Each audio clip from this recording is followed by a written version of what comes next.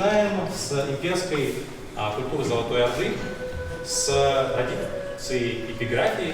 Это древние эпитафии надгробных камней XIII века. С них начинается история татарской письменности, а значит книги. О них рассказывает ученый Альфрид Бустанов. Эпиграфические памятники сегодня представили графически. Этот современный выставочный формат называется мэппинг. Кроме этого, символы эпохи Золотой Орды можно рассмотреть в компьютерной анимации. Так исторические записи еще больше притягивают зрителей. Любой желающий может прийти и узнать, как мы развивались, на какой письменности была книжность, да? Что из себя представляли книги. Книга – это же целая тоже культура.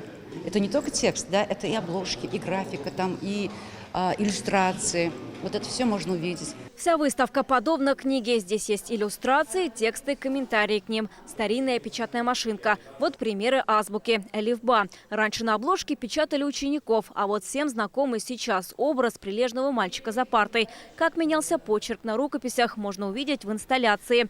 Советский период представлен книжными памятниками, где 3 вида графики. Арабская графика у нас представлена и многочисленными более 5000 экземпляров единиц хранения рукописей татарских, восточных, тюркских, арабских и персидских рукописей. Используются разные медиа, не только книги, но и видео, и хорошее оформление, информативные тексты. Книги, несущие в себе свет сквозь века.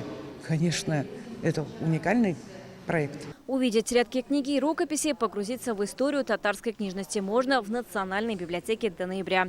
Вероника Гайнудинова, Алмаз Зиадинов, ТНВ, Казань. Закажи рекламу на ТНВ. Телефон в Казани 5 705 100.